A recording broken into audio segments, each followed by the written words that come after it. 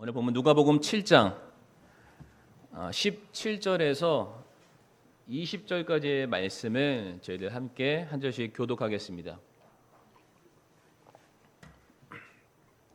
누가복음 7장 17절에서 20절까지의 말씀입니다. 그분에 대한 이 소문이 온 유대와 그 주변 온 지역에 두루 퍼지매 요한이 자기 제자들 중에 두 사람을 불러 예수님께 보내며 이르되 선생님이 오실 그분이오니이까 아니면 우리가 다른 분을 기다리오리이까 하라 하매 그 사람들이 그분께 가서 이르되 침례자 요한이 우리를 선생님께 보내며 말하기를 선생님이 오실 그분이오니이까 아니면 우리가 다른 분을 기다리오리이까 하더이다 하니라 하매.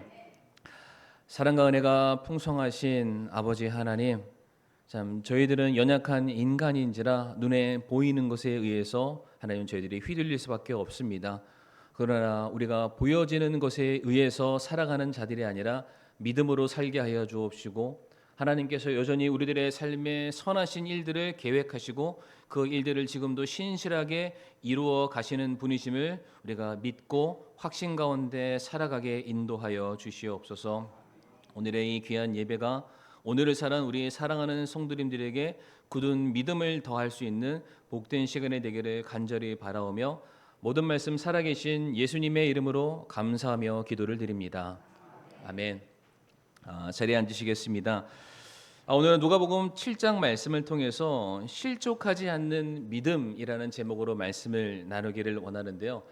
혹시 우리 성도님들 지난주 설교 제목을 기억하시나요? 네, 심판을 연기하신 이유.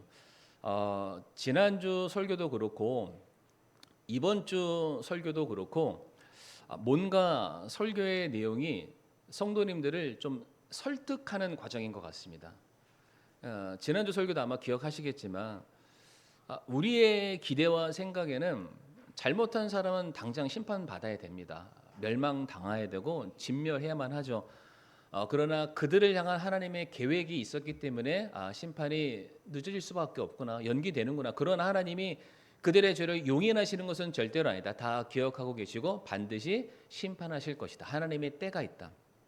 그래서 우리가 그런 하나님을 바라보면서 원망하거나 의심하거나 불평하지 말자라는 게 어쩌면 지난주 설교의 큰 주제가 아니었을까. 근데 오늘 주제도 마찬가지입니다. 실족하지 않는 믿음. 이제 제가 왜 실족하지 말아야 되느냐에 대한 장황한 설명을 오늘 설교 가운데 드리겠죠.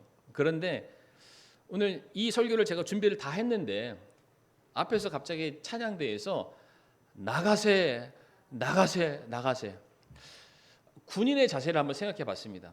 군과 같은 힘찬 찬양이었잖아요. 성도님, 군대를 나와 보신 분들은 아시겠지만 설명하지 않습니다. 이게 좀 저속한 얘기인데 군대에서는 뭐라고 하냐면 까라면 해야 됩니다. 뭔지 아시나요? 우리 남자분들은 아마 아실 거예요. 그냥 시키는 대로 해야 합니다. 근데 왜 그렇게 해야 되는지, 어떤 시스템을 어떤 과정을 해야 되는지 잘 모를 때가 많이 있습니다. 그러나 그렇게 하면 어떤 일이 되더라. 오늘도 제 찬양대 찬양을 막 들으면서 제 마음속에 무슨 생각이 들었냐면 우리 반석교회 우리 사랑하는 우리 모든 성도님들, 우리 성도님들이 설득하고 설명해서 그것을 동의하는 그런 믿음을 한 걸음 뛰어넘어서 주님이 그냥 시키면은 시키는 대로 순종하는 우리 교회가 됐으면 좋겠다. 그러니까 제가 많은 말로 설명을 드릴 수 있고 설득할 수 있고 어떻게든 성도님들에게 모든 것들을 표현할 수 있을지는 모르겠지만 무조건 제가 전달했을 때 한계가 있잖아요. 모든 사람들이 다 다르니까 같은 말씀이라도 이해하는 게 다 다릅니다. 그런데 우리가 대체 어느 때까지 이해가 되고 납득이 되어야만 우리가 거기에 순종할 것인가? 그러한 믿음은 이제 우리가 한 걸음 벗어나야 되겠죠. 우리가 시키니까 하는 믿음. 근데 이게 그냥 무조건적인 복종, 굴종이 아니라 우리가 그 말씀에 순종하게 되었을 때 그때 당시에는 우리 하나님의 하늘보다 높고 저 바다보다 깊고 좌우로 우리가 헤아릴 수 없을 만큼 측량하신 그분의 지혜를 우리가 다 어찌 깨달아 알 수 있겠습니까? 그러나 우리가 그 말씀에 순종하게 되었을 때 반드시 경험하게 되는 놀라운 은혜가 저는 반드시 있다. 그것을 우리 성도님들이 그 은혜에 참여하기를 원하고, 그러한 놀라운 순종의 믿음이 우리 모든 성도님들에게 있기를 바라는 마음이 저도 모르게 불쑥 들었습니다. 이렇게 말하지만 저는 지금부터 장황한 설명을 드립니다. 그러나 성도님들, 제가 설득한다라고 생각하지 마시고, 그럼에도 불구하고 우리가 하나님의 말씀을 믿음으로 받아들이자. 그게 우리의 사명이고 책임이자 역할이라는 것을 우리 성도님들 꼭 기억하셨으면 좋겠습니다. 실족하지 않는 믿음, 일반적으로 믿음 좋은 사람이라고 우리가 말을 했을 때 그 사람은 어떠한 상황이나 환경이 찾아와도 예상치 못한 일이 일어난다 할지라도 쉽게 흔들리지 않는 사람을 믿음 좋은 사람이다라고 우리가 흔히들 말을 합니다. 그러나 성도님들, 성경을 딱 봤을 때 눈 씻고 찾아봐도 모든 상황에 다 아멘으로 다 순종하지는 않았습니다. 어떤 상황들에 대해서 전부 다 물음표를 갖거나 의심을 하거나 불평을 하거나 원망은 했지만 결국에는 하나님의 선하신 뜻을 받아들이고 순종하는 자로 가더라. 오늘 본문에 나와 있는 침례 요한이 바로 이 부분에 해당되는 사람이었습니다. 성도님들, 침례 요한하면 뭐가 떠오르십니까? 그는 주의 길을 예비하는 사람이었습니다. 이제 오실 메시아 예수 그리스도에 대해서 이 땅에 살고 있는 모든 사람들에게 주님의 오심을 선포하는 사명을 받은 그런 사람이었죠. 그런데 이따가도 설명드리겠지만은 오늘 침례 요한이 제자들을 통해서 대신해서 예수님께 전달하는 것, 자기의 말을 예수님께 전달하는데 축약하면 다음과 같습니다. 예수님, 정말로 메시아가 맞습니까? 라고 물어보는 거예요.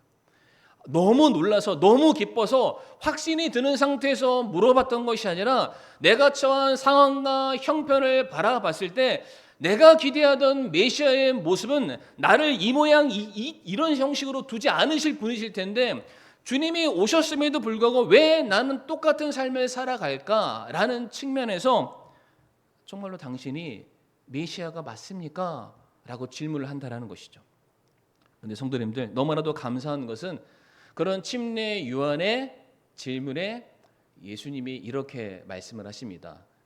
누가복음 7장 23절 말씀 같이 한번 읽어보실까요? 시작. 누구든지 나로 인하여 실족하지 아니하는 자는 복이 있도다 하시니라. 아멘.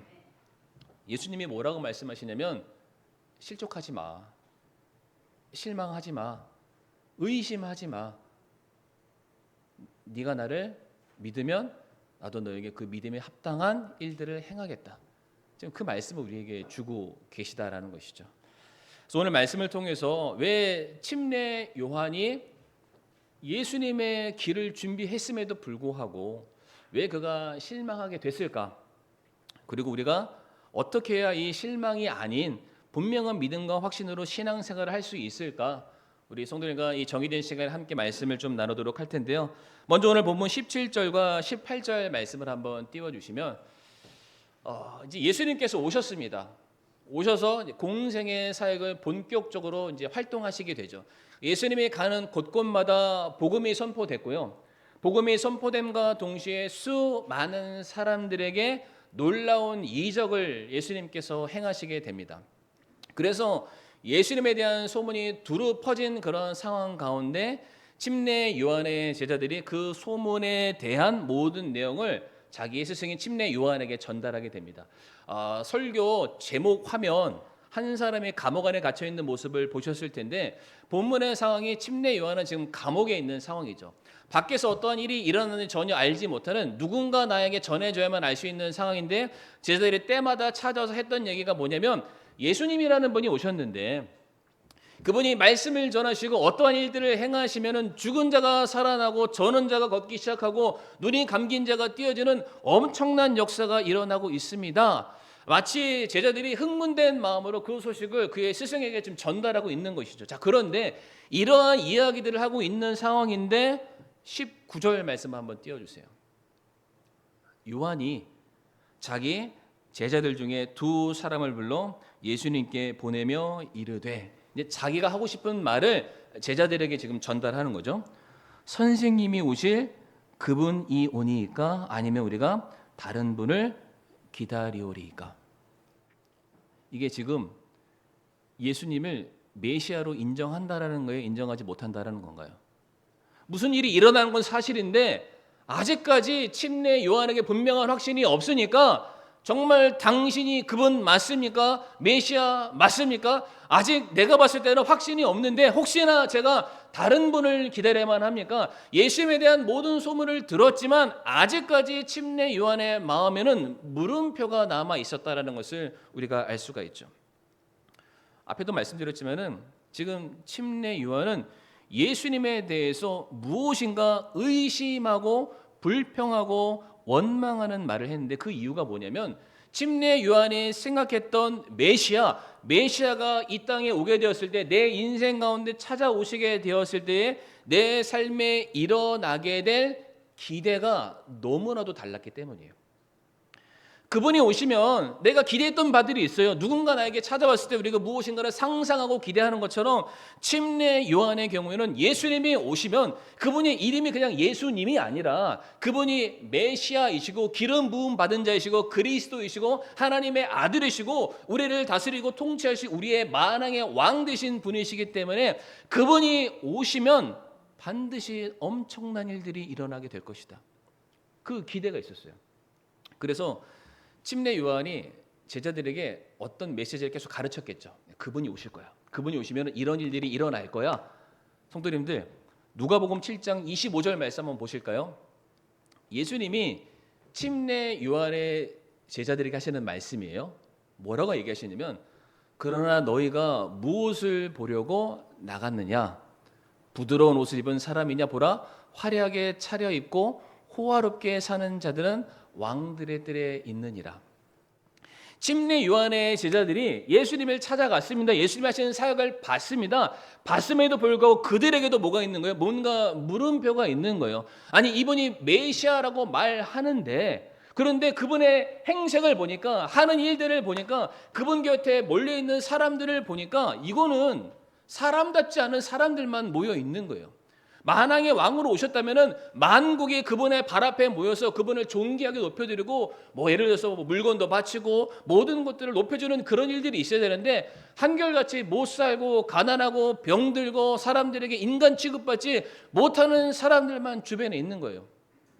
아무리 생각해봐도 이분이 왕이 아닌 것 같아요. 왕들이 입어야 될 화려한 옷을 입지 않고 있는 것 같죠. 그러니까 제자들이 예수님을 보면서도 무엇인가 삐딱한 시선으로 보니까 예수님이 말하는 거예요. 너희가 화려한 옷을 입는 그런 사람을 기대했느냐? 옷이 좋은 게 아니라 너희들이 권력자를 기대했냐? 대단한 힘을 가진 그런 사람을 기대했느냐? 그런 사람들은 여기 없다. 다른 데 있다. 성도님들, 지금 침례 요한의 제자들은 잘못된 기대를 가지고 있죠. 누가 이걸 가르쳤을까요? 침례 요한이 가르친 거예요. 침례 요한이 장차 그분은 왕이시기 때문에 왕다운 모습으로 오실 거다라고 가르쳤던 것이죠. 누가복음 3장 17절 말씀에 실제로 침례 요한이 많은 사람들을 만나면서 복음을 전할 때 이와 같은 메시지를 전하기도 했습니다. 이것은 침례 요한이 전한 메시지인데 한번 같이 읽어보실까요? 시작.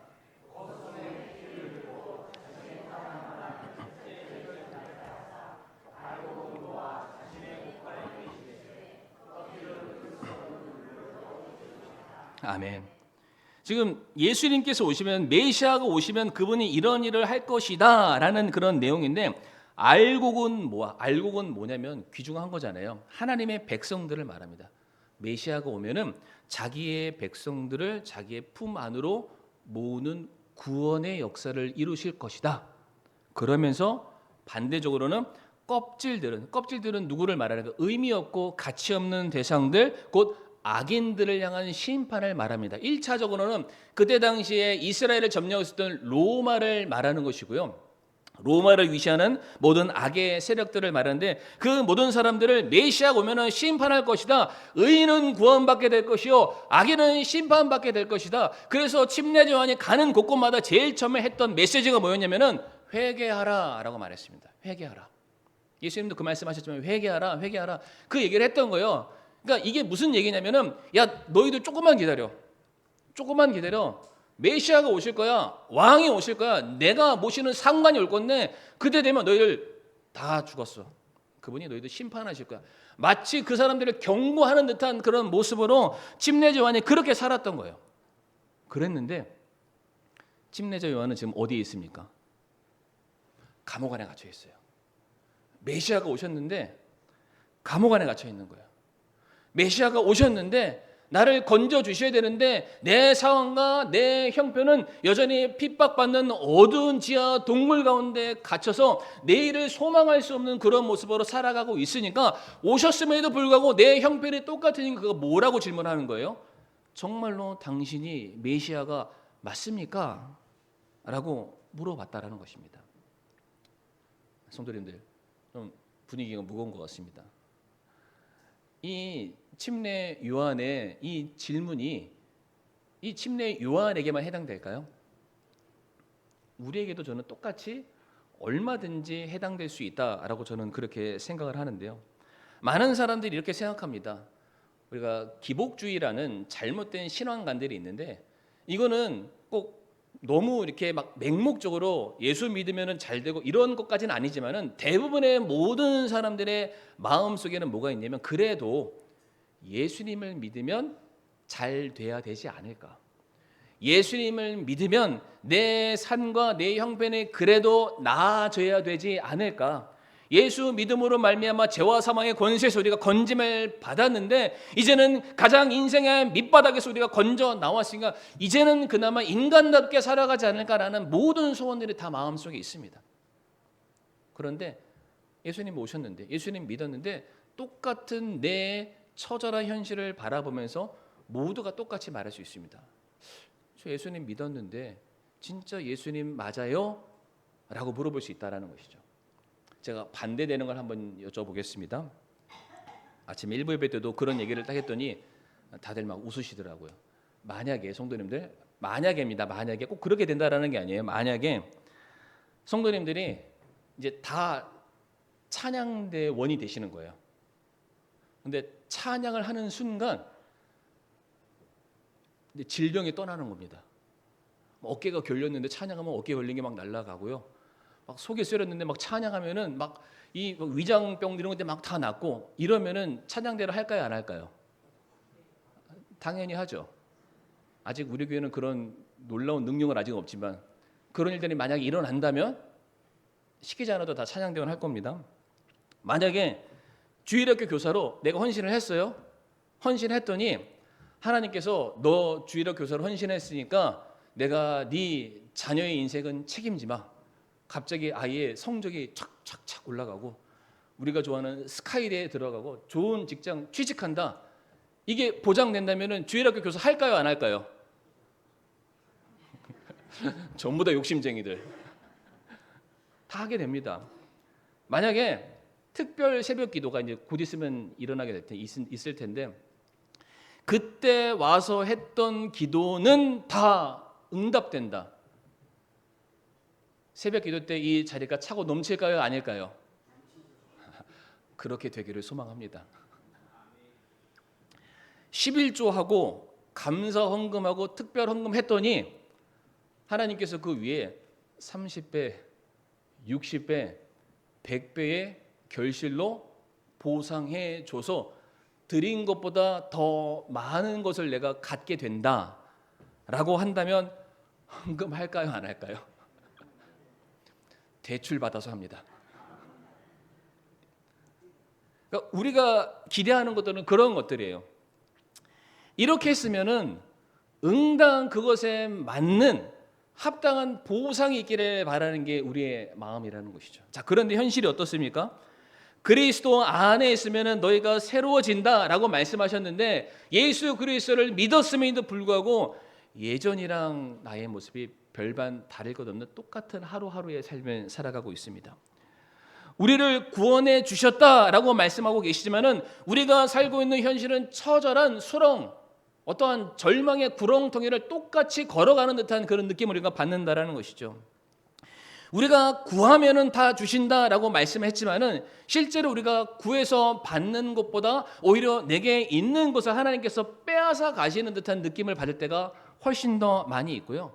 평안을 주시겠다라고 약속하고 계시지만 여전히 내 마음속에 근심과 걱정과 낙심과 절망이 끊이지 않는 나날을 보내게 되면서 우리는 마음이 흔들리게 되어 있습니다. 내가 진짜 잘 믿고 있는 거 맞나? 오늘 본문에 나와 있는 대로 실족하는, 흔들리는 그런 상황들을 겪게 된다는 것이죠. 이게 오늘 본문에 나와 있는 침례 요한의 질문이었고 우리의 동일한 질문이 될 수 있습니다. 자, 그런데 성도님들, 이제부터가 중요합니다. 그렇게 침례 요한의 말을 들으셨던 예수님께서 이제 화답하시는 거예요. 침례 요한의 질문에 대답을 해 주시게 되는데 오늘 본문 21절과 22절 말씀 한번 띄워 주시고요. 21절 말씀에 바로 그 시각에 뭘 얘기할까요? 침례 요한이 정말로 예수님 맞아요? 내가 다른 메시아 기대되는 거 아니에요? 정말 당신이 그분 맞습니까? 라고 물었던 그 시각에, 그 타이밍을 말합니다. 그분께서 병약함과 역병과 악한 영 들린 많은 사람들을 고치시며 또 눈먼 많은 사람들에게 시력을 주시더라. 그때에 그 일들을 하면서 예수님께서 이제 그의 제자들을 향해서 제자에게 말하지만 누구한테 말하는 겁니까? 침례 요한에게 말하는 것이고 우리에게 말씀하시는 겁니다.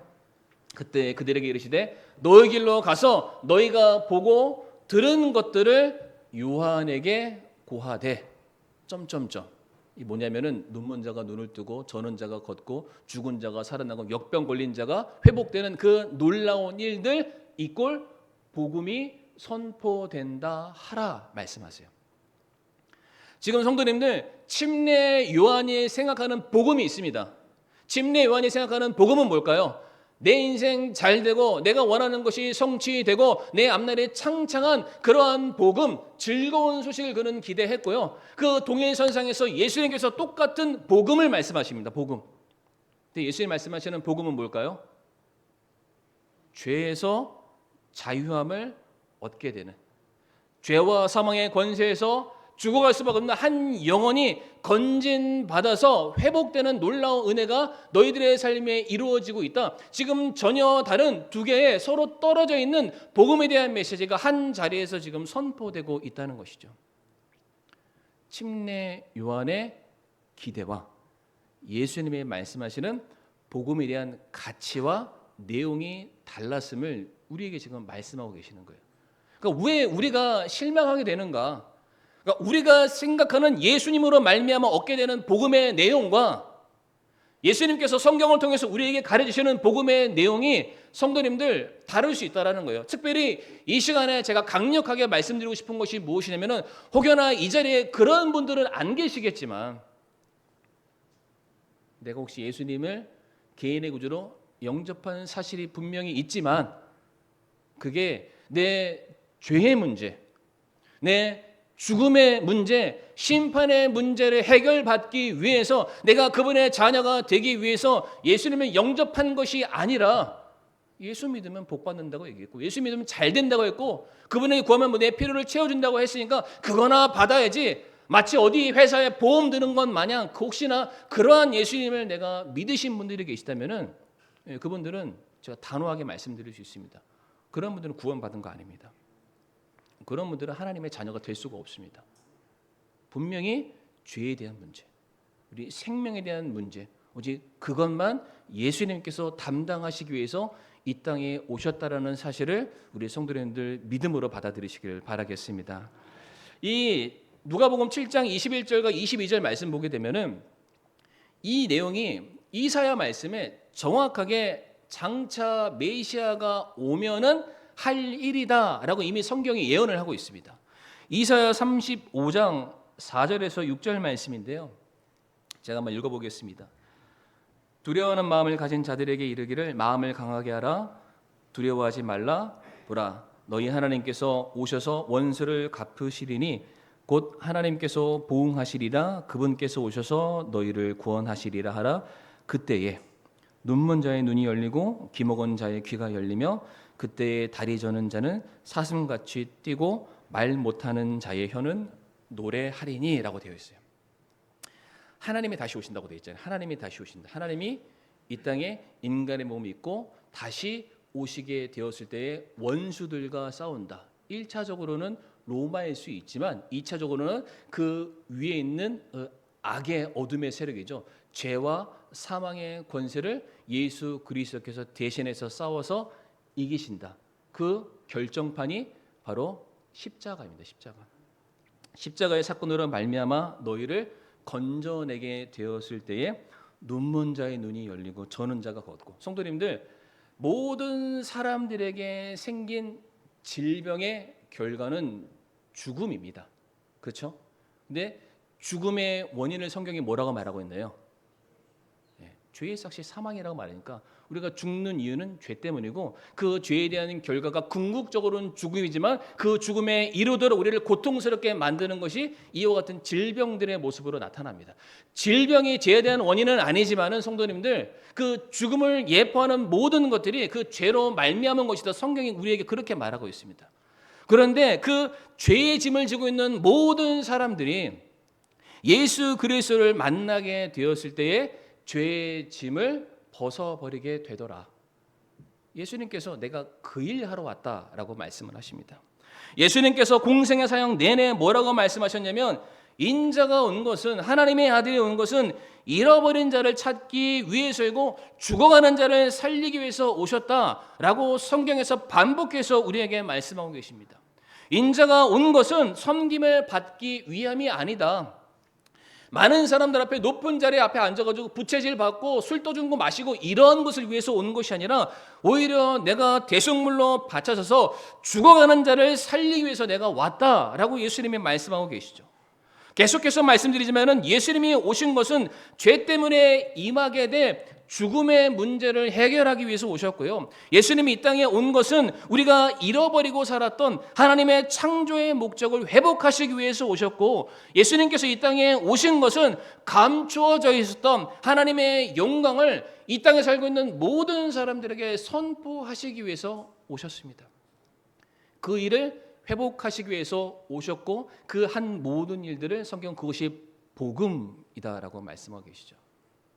근데 성도님들, 우리는 그것을 복음으로 여기지 않고 살아가고 있습니다. 그런 엄청난 은혜를 받았는데, 은혜를 받고 하나님의 자녀가 되고 난 그 이후부터는 그것을 더 이상 복음으로 여기지 않습니다. 은혜로 여기지 않습니다. 그냥 내가 살아가는 내 삶에 어떠한 필요들 정도만 채워지는 것, 그거를 복음으로 여기면서 살아갈 때가 너무나도 많다라는 것이죠. 침례 요한의 경우에는요, 예수님이 오셨고 그분이 반드시 분명히 말씀대로 그분의 사역을 감당하고 계셨지만 그것을 메시아로 그가 인정하기를 원치 않았습니다. 침례 요한의 경우에는 자기가 갇혀 있었던 감옥의 문이 열리기를 원했던 것 같아요. 그런데 예수님은 죄와 사망의 감옥의 문을 먼저 열어 주셨습니다.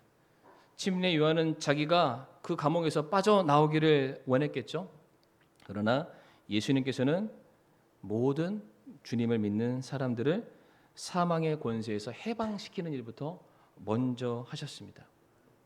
예수님은 침례 요한이 기대하는 바를 충족시키지 않으셨습니다. 그러나 예수님께서는 이 땅에서 하나님께서 말씀하신 모든 일들 가장 선한 일이죠.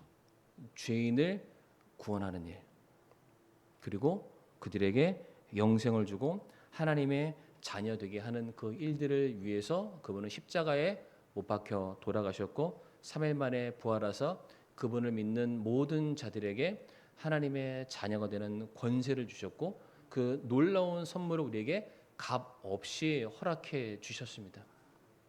이게 가장 큰 은혜요, 그게 복음이다라고 말씀하고 계세요.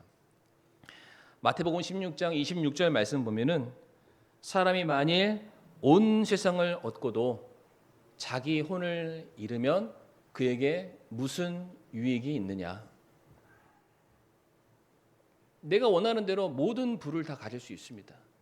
내가 원하는 대로 정말 건강해질 수도 있고요. 모든 권력과 세상의 모든 인기와 내가 필요한 모든 것들을 성도 여러분들 하나님이 채워 주실 수도 있으십니다. 그럼에도 불구하고 그의 영혼이 죄의 문제를 해결받지 못하고 하나님의 자녀로서 그가 거듭나지 못한다면 그 모든 것들을 가지고 있다 한들 그것이 대체 무슨 소용이 있겠습니까?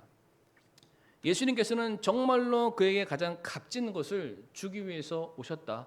그 일들이 지금 너희들 눈앞에서 이루어지고 있다 말씀하고 계시는 거예요. 성도님들, 그래서 예수님이 제자를 불러서 사역의 현장을 보여주셨잖아요. 그래서 병든 자들을 고침받는 그 모습들을 보여주는데 사실은 이게 뭐냐면은 원래 우리의 모습이 그러하다라는 겁니다. 성도님들, 원래 우리가 예수님 만나서 구원받기 이전의 모습은 예수님을 예수님으로 알아보지 못하는 눈먼 자들이었고, 예수님이 우리를 부르셨지만 그분에게 나아가지 못하는 다리 저는 그런 자들이었고, 예수님께서 우리에게 모든 것들을 다 주시겠다고 말씀하셨지만 여전히 세상에 썩어지는 그 음식을 탐하는 잘못된 역병에 걸려있는 사람들이 바로 우리였다라는 겁니다. 우리의 스스로 힘으로는 누구도 예수 그리스도 앞에 나아갈 수 없는 그러한 존재들이었어요. 우리가 살아있는 듯 하지만은 죽어가는 사람들, 우리가 모든 것들을 기대하는 삶을 살아가고 있었지만은 우리들의 결과는 결국에는 지옥 심판으로 끝날 수밖에 없는 그런 존재들이었습니다. 근데 그런 우리를 향해서 예수님이 찾아오셨어요. 그리고 어떤 보험의 광고처럼 묻지도 따지지도 않으시고 우리에게 자신을 향한 하나님의 사랑을 확증해 주셨습니다. 이게 복음이다. 이게 너에게 진짜 필요한 복음이다. 이것부터 먼저 받아라 말씀하시는 거예요. 에베소서 2장 4절에서 5절 말씀 보게 되면 긍휼이 풍성하신 하나님께서 친히 우리를 사랑할 때 보여주신 자신의 크신 사랑으로 인하여 심지어 우리가 죄들 가운데서 죽었을 때에 우리를 그리스도와 함께 살리셨고 라고 되어 있습니다. 이미 우리는 죄들 가운데 죽었습니다. 성도님들, 죽은 자가 어떻게 반응을 합니까? 죽은 자가 어떻게 일어나서 예수님께 달려갈 수 있겠습니까? 누가 나에게 찾아오지 않는다면, 죽어가는 나를 심폐소생시켜주지 않는다면 일어날 수 있는 자가 아니라는 것입니다. 근데 그 예수님이 우리에게 찾아오셨습니다. 그리고 우리를 자기 자녀 삼아 주셨죠. 자기 백성 만들어 주셨습니다. 그러면서 우리에게 말씀해, 야, 이게 복음이 아니면 뭐겠니? 죽어가는 사람에게 성도님들 노잣돈 던져주면은 그게 필요가 됩니까? 죽어가는 사람에게 인기와 명예를 주면은 그게 그 사람에게 무슨 효능이 있습니까? 아무런 의미가 없잖아요. 죽어가는 사람에게는 살리는 게 가장 급선무입니다. 예수님이 나 그 일 하러 왔고 지금도 그 일 하고 있다. 이거를 그에 가서 전해라. 우리가 살면서 겪게 되는 수많은 죽음의 위기 같은 문제, 예수 그리스도로 말미암아 이미 우리가 건진 받았으니까 동일한 그 문제가 찾아온다 할지라도 우리는 여전히 주님의 이름으로 말미암아 그 어려움을 앞으로 극복할 수 있습니다. 이게 복음이라는 겁니다. 뭐가 주어져야만, 내 필요가 채워지면 그렇지 않죠. 그렇기 때문에 사랑하는 성도님들, 저와 우리 성도님들은 세상이 흔들려도 환경들이 다 바뀌어도 결코 사라지지 않는 놀라운 구원을 선물로 받은 자들입니다. 하나님께서는 자신의 공의를 반드시 성취하시기 위해서 변함없는 그분의 약속이신 예수 그리스도를 보내셨고요. 그분을 믿는 모든 자들에게는 성령님을 보내주셔서 하나님의 자녀됨을 인치심으로 말미암아 누구도 부인할 수 없는 분명한 진리와 사실이 되게 만드셨습니다. 그게 우리에게 가장 값진 선물이요 은혜임을 우리가 기억한다면 우리가 쉽게 어려운 일들에 낙심하거나 실족하지 않게 될 겁니다. 왜? 우리에게는 흔들리지 않는 놀라운 하나님의 구원이 우리에게 있기 때문입니다. 마지막으로 하나만 더 말씀드리고 말씀을 마칠 텐데요. 예수님께서 제자들에게 사역의 현장을 보여주셨습니다. 그렇죠? 성도님들, 침례 요한이 실망할 수밖에 없었던 이유는 뭐였냐면 그는 예수님에 대해서 전하는 사람인 것은 맞습니다. 그러나 아직까지 한 번도 예수님이 무슨 일을 하신지를 본 적이 없습니다. 하셨다고 듣기는 했어요. 그리고 그렇게 사람들한테 말하기는 했지만 실제 예수님이 어떤 일들을 하시는지를 직접적으로 그 사역의 현장에 참여해서 본 적이 없습니다. 그러니까 내가 보지 못하니까 흔들릴 수밖에 없는 거예요. 근데 우리도 마찬가지입니다. 우리 사랑하는 성도님들, 우리가 수십 년간 신앙생활에 옵니다. 그런데 우리가 믿음이 흔들리는 부분들은 어떤 부분이냐면 내가 경험해보지 못한 것들을 흔들립니다.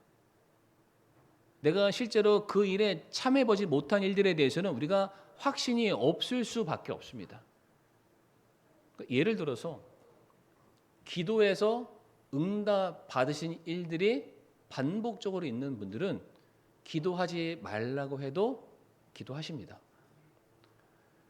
주일학교 교사 같은 일들을 헌신했었을 때 한 영혼이 거듭나고 말씀 가운데 자라나고 주의 일에 헌신된 일들을 보시는 분들은